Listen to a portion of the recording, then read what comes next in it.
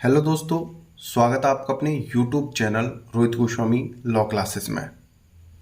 आज मैं आपको कराने वाला हूँ लीगल हिस्ट्री, जिसे हम आधुनिक इतिहास भी बोलते हैं और जिसका कोड होता है 2005 या 205। इसका ये कोड होता है।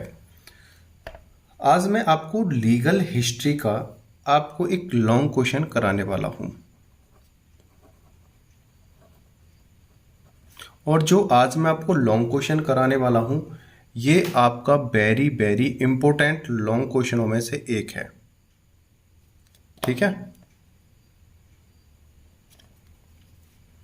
वेरी वेरी इंपॉर्टेंट लॉन्ग क्वेश्चनों में से एक है। अब तक आपको अनुमान हो गया होगा, जो मैं अपने YouTube चैनल पर वीडियोज डालता हूं, मैं एक्यूरेट बिल्कुल सही वीडियो डालता हूं जो आपके एग्जाम के पर्पज से बहुत ही ज़्यादा इंपॉर्टेंट होती है। मैं फालतू का सिलेबस आपको नहीं कराता हूं, नहीं डालता हूं। मैं ना तो अपना टाइम बर्बाद करना चाहता हूं और ना ही मैं आपका टाइम बर्बाद करना चाहता हूं। मैं कम समय में अच्छी तैयारी कराने की कोशिश करता हूं। वो दूसरी बात है, किसी कारण बस छुट्टियां हो रही हैं, वो मेरा स्वास्थ्य सही नहीं था, उस वजह से हो रही थी। लेकिन आप परेशान ना हो, आपकी वीडियो बहुत जल्दी प्रोवाइड कराने वाला हूं मैं। ठीक है, ये बात हो गई दूसरी। चलो, क्योंकि ये बात भी बतानी बहुत ज़रूरी थी, क्योंकि आप बहुत ज़्यादा परेशान हो रहे थे और परेशान मन कभी भी अच्छी चीज़ों की कल्पना नहीं कर सकता है। ठीक है ना, तो इस परेशानी को दूर करने के लिए ये मैसेज भी देना आपके लिए बहुत ज़रूरी था। आप परेशान न होइए, लीगल हिस्ट्री की बहुत जल्दी वीडियो आपके लिए देने वाला हूँ। और जो क्वेश्चन मैं आज आपको कराने वाला हूँ, ये बहुत ही इम्पोर्टेंट है आपके लिए। आपके लिए देखो, LLB एग्ज़ाम के लिए भी इम्पोर्टेंट है, और आगे आप कोई भी एग्ज़ाम, जॉब, गवर्नमेंट जॉब आप कोई भी देख लेना, उसके लिए भी ये बहुत ज़्यादा इम्पोर्टेंट है। क्योंकि इसी लीगल हिस्ट्री में से सबसे ज़्यादा हिस्ट्री के क्वेश्चन आते हैं। तो हम ज़्यादा बात ना करते हुए अपने क्वेश्चन की तरफ चलते हैं।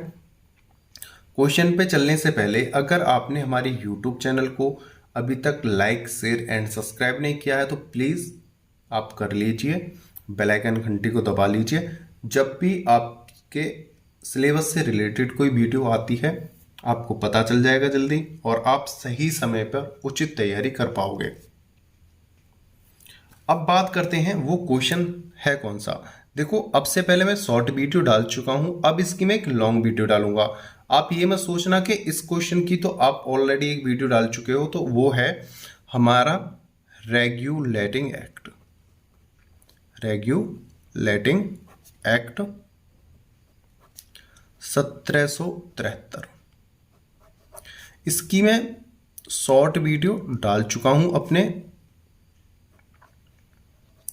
YouTube चैनल पर। उस पर एक लीगल हिस्ट्री नाम से मैंने प्लेलिस्ट में उसे बना रखा है।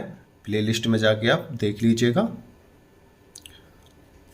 अब बात करते हैं रेगुलेटिंग एक्ट है क्या, इसे क्यों लगाया गया, ये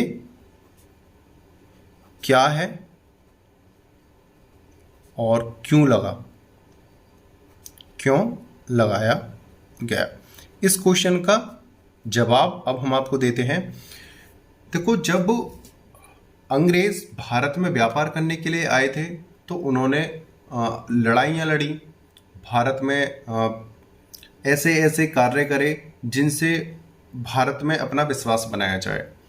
विश्वास बनाने के बाद उन्होंने एक कंपनी का निर्माण करा, और वहाँ पर आकर कंपनी के द्वारा धीरे धीरे धीरे धीरे अपना भारत पर कब्जा करने लगे। कब्जा करने के बाद यह लोग भारत की राजनीतिक और सामाजिक और राज्य विस्तार की, तो अंग्रेजों ने क्या करा कि भारत के सामाजिक, आर्थिक और राजनीतिक अधिकारों में अपना हस्तक्षेप करना स्टार्ट कर दिया। फिर क्या हुआ, ये राज्य विस्तार करने लगे। अंग्रेज अपनी सीमाओं को बढ़ाने लगे, अपने भारत भूमि पे अपना अधिकार, आधिपत्य करने लगे। धीरे धीरे ये काम इनका जारी था। बीच बीच में इन्होंने क्या करा, इनके जो अंग्रेज थे, जो ब्रिटिश थे, जो अधिकारी थे, अंग्रेज अधिकारी, ये आपस में ही भ्रष्ट होते जा रहे थे। जो इनको काम सौंपा जा रहा था, उनको ये पूरे मन से नहीं करते थे। आपस में ये झगड़ते रहते थे और भारत से धन ले जाकर इंग्लैंड में, ब्रिटिश में अपना नवाबशाही, राजाशाही राज्य करते थे। ठीक है, यहाँ पे एक नौकर की हैसियत से आते थे, मतलब उनको नियुक्त करके एक सेना का अधिकारी बना के या किसी छोटे पद पर भारत में भेजा जाता था और ये भारत से धन संपत्ति ले जाकर अपनी मौज मस्ती इंग्लैंड में करते थे और यहाँ से जाकर वहाँ पर एक राजाशाही जीवन जीते थे। तो ये पता चला ब्रिटिश सरकार को कि भाई यहाँ से तो ये बहुत गरीब बन के जाते हैं, मतलब एक सिपाही के तौर पर, एक अधिकारी के पद के तौर पे जाते हैं, और जब ये भारत से लौट के आते हैं तो ये तो एक व्यापारी की तरह पैसा कमा के लाते हैं, सोने चांदी से और पैसों से लदे हुए आते हैं। ऐसा क्या रीज़न है? तो क्या हुआ 1773 ईस्वी में इन अंग्रेजी सरकारी अधिकारियों की रिश्वतखोरी,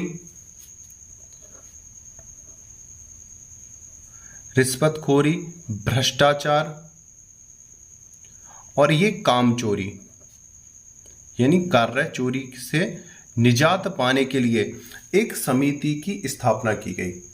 उस समिति का नाम था गुप्त समिति।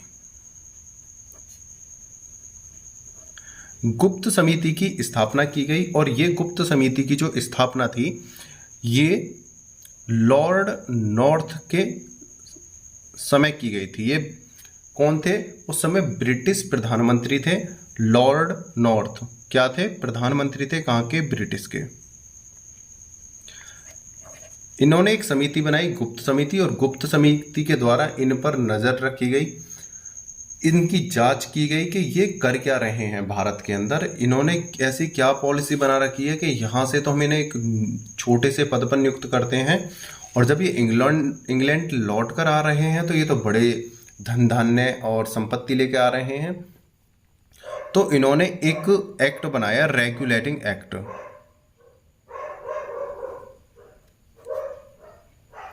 इस एक्ट को 1773 का नाम दिया गया।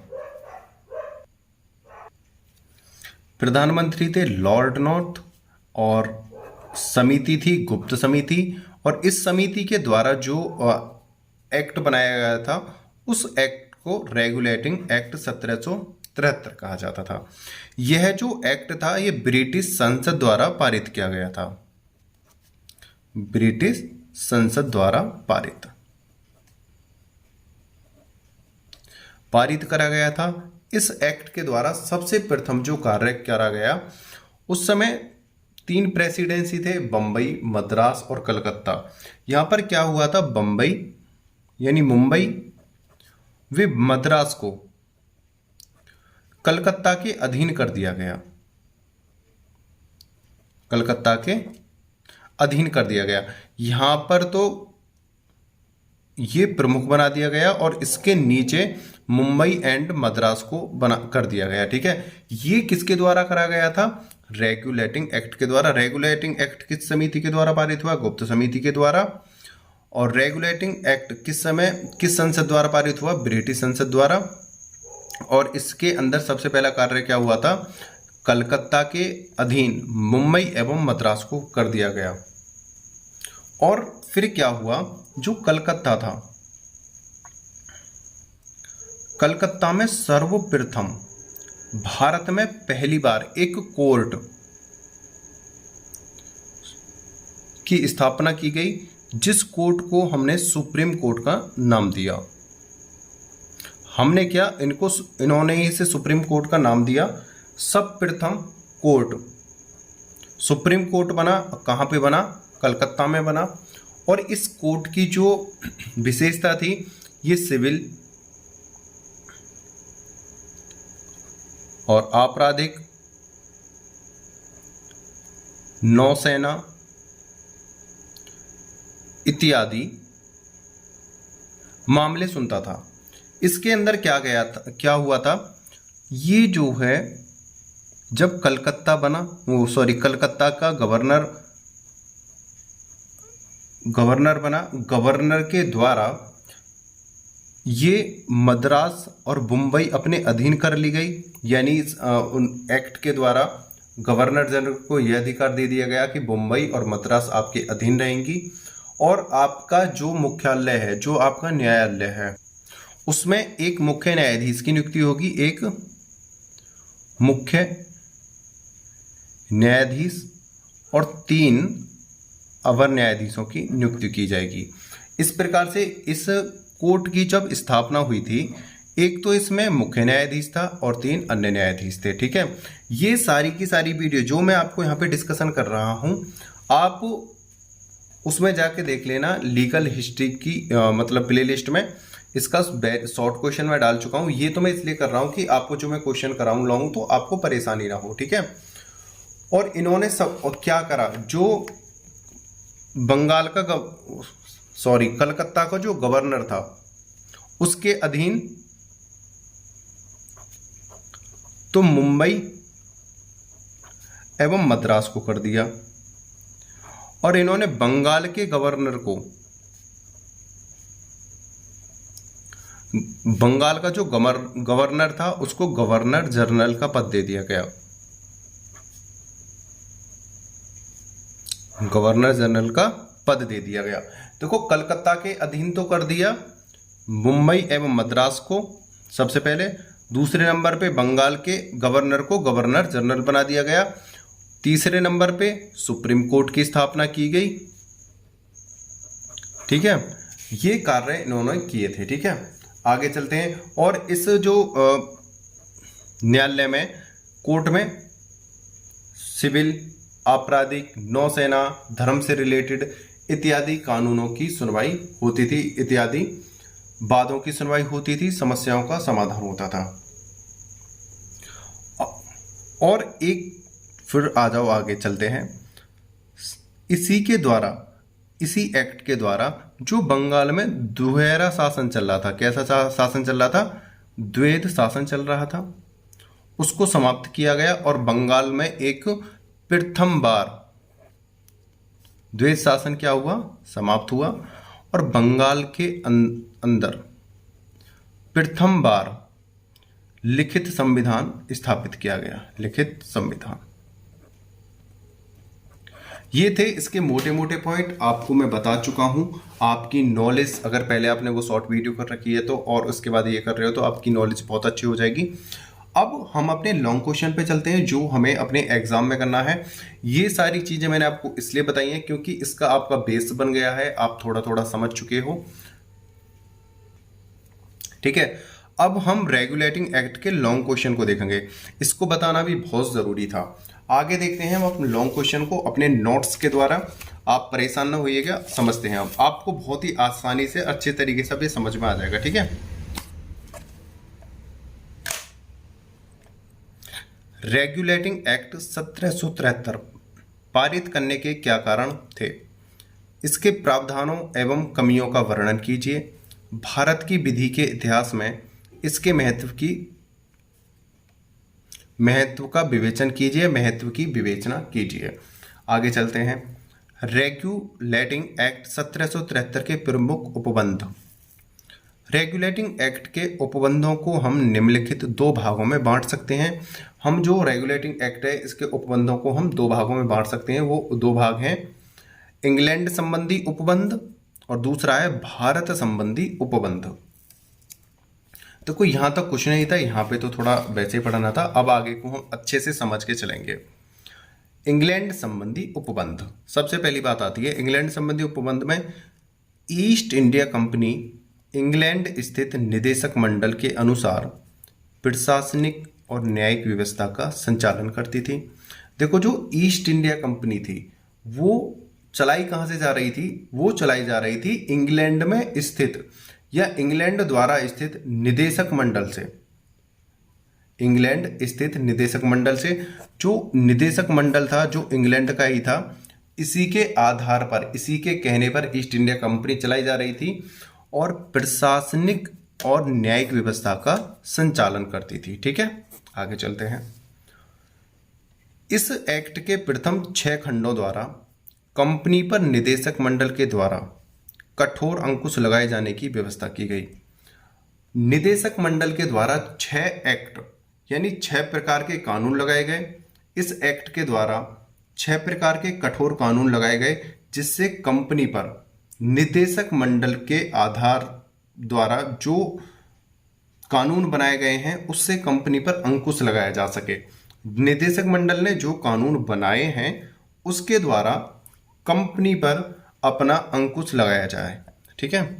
जो कंपनी के अधिकारी भ्रष्ट हो रहे थे, भ्रष्टाचार कर रहे थे, रिश्वतखोरी हो रही थी, अय्याशी कर रहे थे, वेश्यावृत्ति का कार्य कर रहे थे और दास प्रथा बहुत ज़्यादा क्रूर रूप ले चुकी थी, तो इन सभी समस्याओं को खत्म करने के लिए, अंकुश लगाने के लिए निदेशक मंडल ने ईस्ट इंडिया कंपनी पर कुछ रूल लागू किए थे और वो रूलों की संख्या कितनी थी?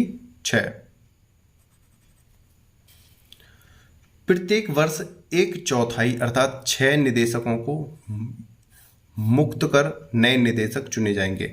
और एक रूल और बनाया गया कि प्रत्येक वर्ष यानी हर साल 1/4 यानी 6 निदेशकों को मुक्त कर दिया जाएगा, यानी उन्हें उनके पद से हटा दिया जाएगा और नए निदेशकों को चुना जाएगा, जिससे कि अगर कोई व्यक्ति थोड़ी बहुत जान पहचान होती है तब ये भ्रष्ट कार्य होते हैं, इतने जान पहचान होगी इतने उनको हटा दिया जाएगा। इनको भारत आने वाले समस्त राजस्व संबंधी पत्राचार तथा सैनिक व असैनिक तथा ब्रिटिश सचिव को सौंपने का दायित्व दिया गया।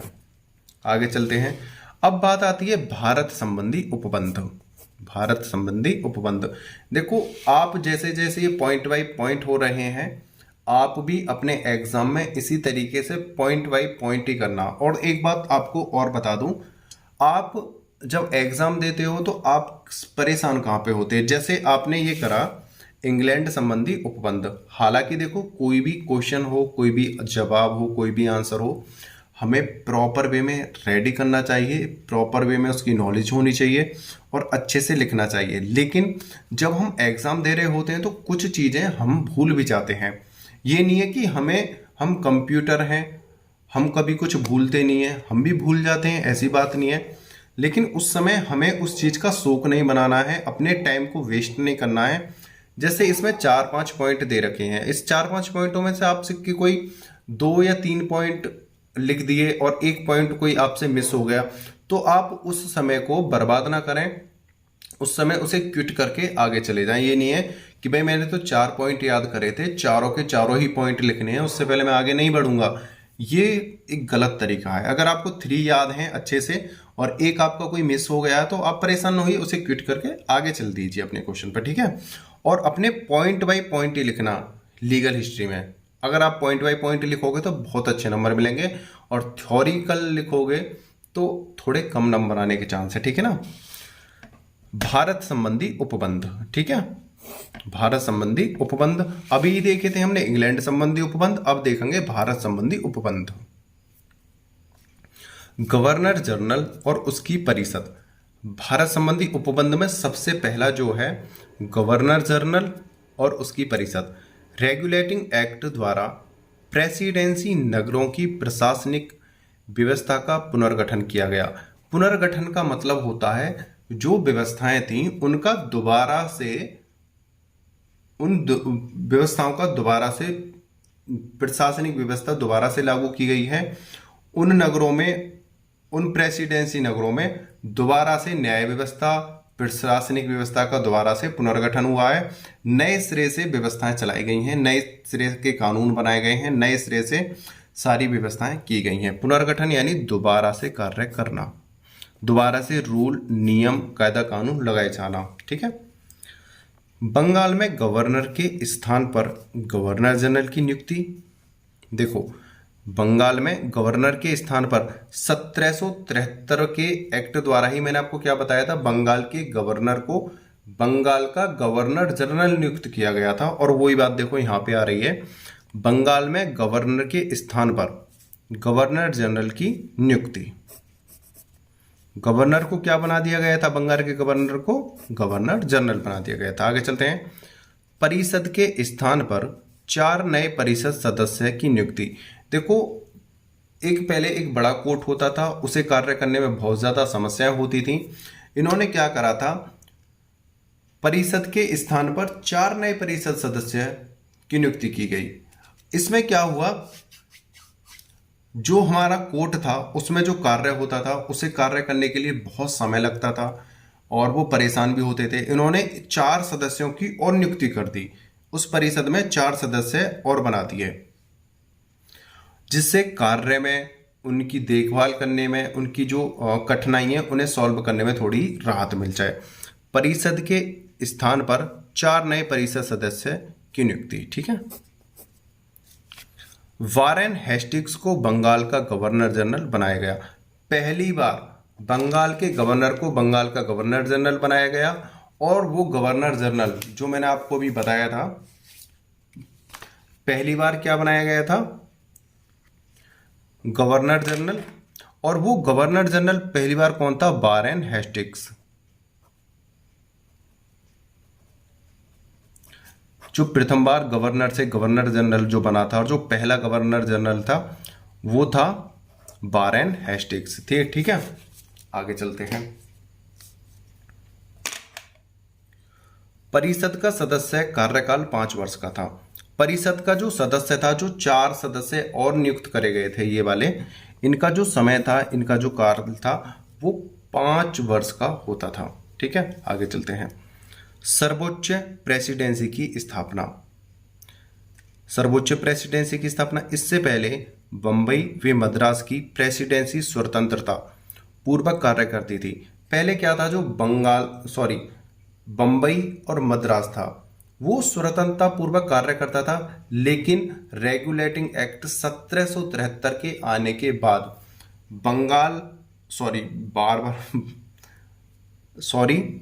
बंगाली निकल रहा है मुंह में से, बंबई और मद्रास को कलकत्ता के अधीन कर दिया गया।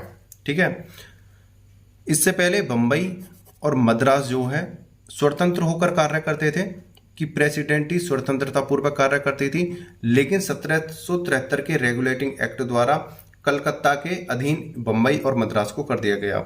इसकी घोषणा के बाद बंबई व मद्रास को बंगाल के अधीन कर दिया गया।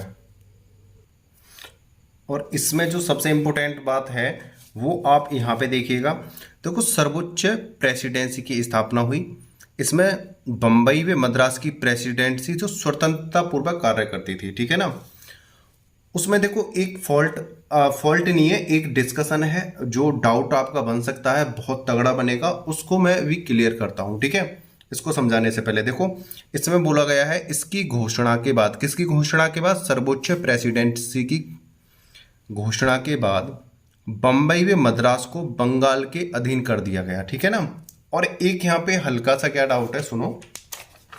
जब रेगुलेटिंग एक्ट पारित हुआ था, रेगुलेटिंग एक्ट बना था, उस समय क्या हुआ था, बंबई व मद्रास के गवर्नर को, यहां पर ध्यान रख लेना इस बात को, कभी आप कंफ्यूज हो जाओ, बंबई व मद्रास के गवर्नर को कलकत्ता के परिषद राज्यपाल के अधीन किया गया। जो बंबई और मद्रास के जो गवर्नर थे, कलकत्ता के राज्यपाल के अधीन कर दिया गया था। ठीक है ना, यहां पर कलकत्ता के अधीन करा गया था, लेकिन वहां पर उस समय कौन अधिकारी था, राज्यपाल, कलकत्ता का राज्यपाल अधिकारी था। ठीक है, और यहां पर क्या बोला जा रहा है, फिर इसकी स्थापना हुई, बाद में ही तो हुई थी इस न्यायालय की स्थापना, तो बंबई व मद्रास को बंगाल के अधीन कर दिया गया। ठीक है ना, पहले क्या हुआ था, बंबई व मद्रास के गवर्नर को कलकत्ता के राज्यपाल के अधीन कर दिया गया, कलकत्ता के राज्यपाल के अधीन कर दिया गया, कलकत्ता राज्यपाल के अधीन कर दिया गया। यहां पर बोल रहे हैं बंबई व मद्रास को बंगाल के अधीन कर दिया गया, कब, सर्वोच्च प्रेसिडेंसी की स्थापना में। इसको क्लियर करना बहुत जरूरी था, नहीं तो आप कंफ्यूज हो जाते, इसलिए मैंने इसको डिस्कशन कर दिया है, एक्सप्लेन कर दिया है। ठीक है ना, आगे चलते हैं। विधायी उपबंध, गवर्नर जनरल व उसकी परिषद को विधि व नियम बनाने की शक्ति प्रदान हो गई थी। किसको, गवर्नर जनरल व उसकी परिषद को, जो उसकी गवर्नर जनरल की सहायता हेतु जो परिषद थी, उनको विधि व नियम, यानी विधि होता है कानून, नियम तो नियम ही होते हैं, रूल, विधि और नियम बनाने की शक्ति प्रदान हो गई। जो न्याय संगत हो, इंग्लैंड की विधि के समान न हो। ठीक है, आगे चलते हैं। अब बात करते हैं सुप्रीम कोर्ट की स्थापना। 4th नंबर पे आता है सुप्रीम कोर्ट की स्थापना। कलकत्ते में एक सुप्रीम कोर्ट की स्थापना हुई। अब से पहले मैं आपको ऑलरेडी बता चुका हूं, और यह स्थापना जो हुई थी 1774 में हुई थी। ठीक है, इसमें एक मुख्य न्यायाधीश, वे 3 अन्य न्यायाधीश की नियुक्ति हुई। ठीक है, आगे चलते हैं। पहली बार नियंत्रण मंडल पर नियंत्रण अधिरोपित हुआ। नियंत्रण मंडल पर नियंत्रण अधिरोपित हुआ। आगे चलते हैं, ये पॉइंट हो गए क्लियर। यह उद्देश्य ज्यादा नहीं चल पाया। जो इनका जो उद्देश्य था, नियंत्रण मंडल का नियंत्रण अधिरोपित हुआ, नियंत्रण मंडल पर नियंत्रण अधिरोपित हुआ, ये ज्यादा दिन चल नहीं पाया, ज्यादा दिन टिक नहीं पाया। सर्वोच्च न्यायालय के विरुद्ध अपील केवल सम्राट को ही जाती थी। जैसे इस न्यायालय में कोई समस्या है, इस न्यायालय ने कोई निर्णय दिया और लोग उससे संतुष्ट नहीं होते हैं कि भाई सुप्रीम कोर्ट के द्वारा जो निर्णय आया है वो गलत है या हम इससे संतुष्ट नहीं हैं, तो इसके समाधान के लिए अपील जो की जाती थी सम्राट को की जाती थी। ठीक है ना, सर्वोच्च न्यायालय के विरुद्ध। आगे चलते हैं। भ्रष्टाचार पर नियंत्रण। कोई भी कंपनी अधिकारी व्यापार नहीं करेगा, पहले तो ये बोल दिया गया। अब इसकी जो उपलब्धि हैं उसको देखते हैं। कोई भी कंपनी अधिकारी व्यापार नहीं करेगा, पहले तो ये रोक लगा दी, जितने भी अधिकारी हैं वो व्यापार नहीं करेंगे। कोई भी कंपनी अधिकारी भेंट या उपहार नहीं लेगा, यानी रिश्वत नहीं लेंगे।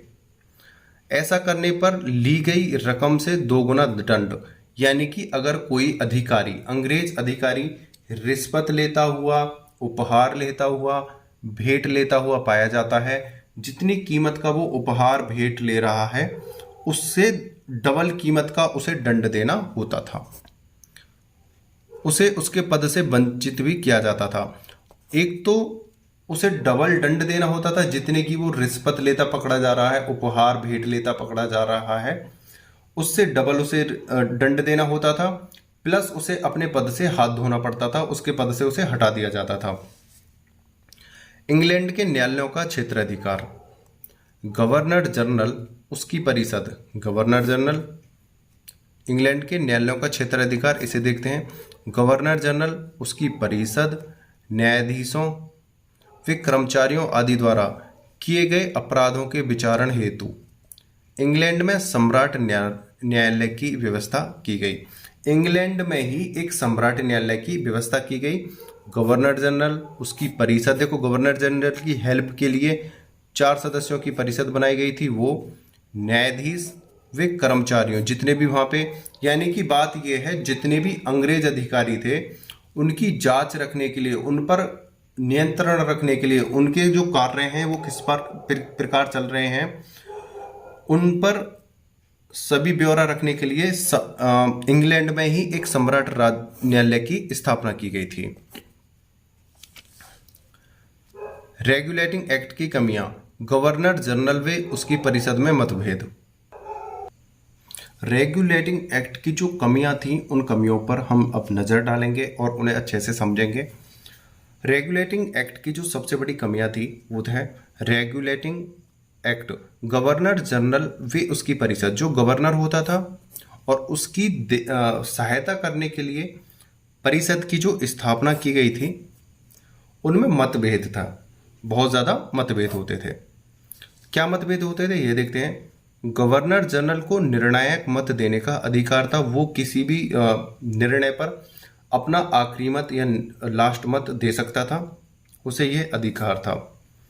उसकी परिषद गवर्नर जनरल के फैसले के विरोध करती थी। जो गवर्नर जनरल अपना फैसला सुनाता था उसकी जो परिषद थी वो उसी के विरोध करने लगते थे, अपने गवर्नर जनरल के विरोध का ही विरोध करने लगते थे जो भी वो निर्णय देता था। आगे चलते हैं। प्रेसिडेंसी की स्वच्छंदता। अधीनस्थ प्रेसिडेंसी पर अधिकार का स्पष्ट उल्लेख नहीं। जो अधीनस्थ प्रेसिडेंसी थे उन पर जो स्पष्ट उल्लेख नहीं था, जिसमें प्रेसिडेंसी स्वच्छंद होकर गवर्नर जनरल का विरोध करते थे। मतलब जो प्रेसिडेंसी थे बम्बई और मद्रास, जो गवर्नर जनरल के अधीन थे, उन पर कोई सही में लेखा जोखा नहीं था, उन पर कोई अच्छा सही तरीके का कोई नियंत्रण नहीं था, जिससे वो मुंबई और मद्रास के जो कार्यकर्ता थे वो स्वतंत्र होकर स्वच्छंद होकर अपना लेखा जोखा देते नहीं थे और अपनी मनमानी से कार्य करते थे। ठीक है। विधि की अस्पष्टता, विधि का कोई स्पष्ट उल्लेख नहीं था। सुप्रीम कोर्ट किस मामले में कौन सी विधि लागू होगी, इस बात को स्पष्ट नहीं किया गया। मतलब कौन सी विधि कब लागू की जाए, किस केस में लागू की जाए, किस समय पर लागू की जाए, इसका कोई निश्चित लेखा जोखा नहीं था। सुप्रीम कोर्ट किस मामले में कौन सी विधि लागू करे या होगी, इस बात को कोई स्पष्ट उल्लेख नहीं था। आगे चलते हैं, देखते हैं।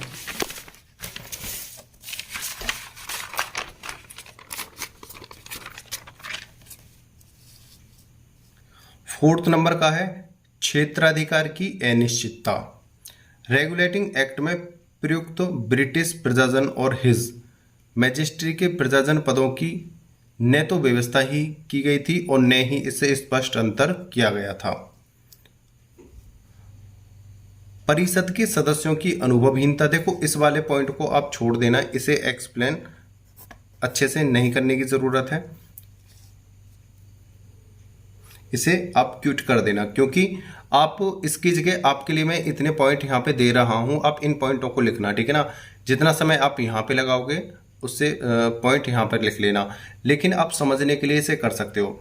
रेगुलेटिंग एक्ट के प्रयुक्त ब्रिटिश प्रजाजन, यानी जो ब्रिटिश जो प्रजा थी, और जो हिज मैजिस्ट्री के प्रजाजन, जो मैजिस्ट्री के प्रजाजन थे, पदों की न तो कोई व्याख्या ही की गई थी और न ही इसमें स्पष्ट अंतर किया गया था। जो ब्रिटिश प्रजाजन थे और जो हिज मैजिस्ट्री के प्रजाजन थे, उनके लिए पदों की ना तो कोई निश्चित व्याख्या की गई थी और ना ही कोई अंतर इसमें नियुक्त किया गया था। ठीक है।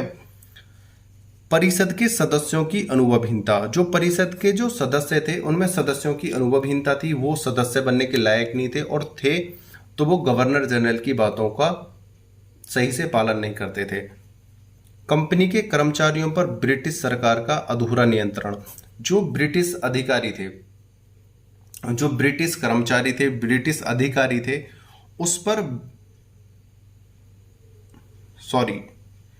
जो कंपनी के कर्मचारी और जो अधिकारी थे, ब्रिटिश सरकार का उस पर कोई अधिकार नहीं था। और ब्रिटिश कर्मचारी और अधिकारी इसलिए कह रहा हूं कि जो इंग्लैंड से भारत में आकर वो ब्रिटिश अधिकारी तो ही होते थे, ब्रिटिश कर्मचारी तो ही होते थे, जो कंपनी पर अपना अधिकार बनाते थे, जमाते थे, उन पर ब्रिटिश सरकार का कोई पूर्ण रूप से नियंत्रण नहीं था। ठीक है।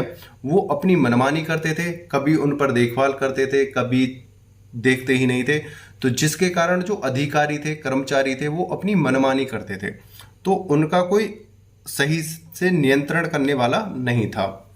संविधान में अनुपयुक्त संशोधन, मतलब संविधान में कोई उचित रूप से संशोधन नहीं किए गए थे।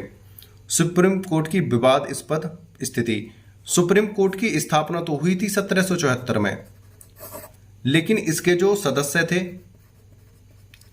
वो इनकी बात नहीं मानते थे, वो अपनी मनमानी करते थे, वो भ्रष्टाचार इसी में लीन होते थे।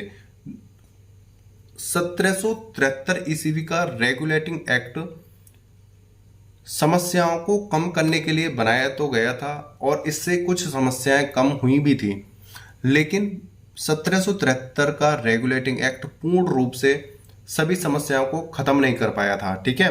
और जिसके ये परिणाम थे, जिसकी ये कमियां थी, ये क्या क्या कमी रही थी, जितने भी एक्ट लगे थे उसमें कोई ना कोई कमियां जरूर रही थी। हालांकि 1773 ने बहुत अच्छे अच्छे कार्य करे थे, लेकिन उसमें फिर भी कोई त्रुटियां थी और उन्हीं त्रुटियों का हमने यहाँ पे वर्णन किया है। और आपसे एक बात कहना चाहता हूँ, ये है रेगुलेटिंग एक्ट 1773।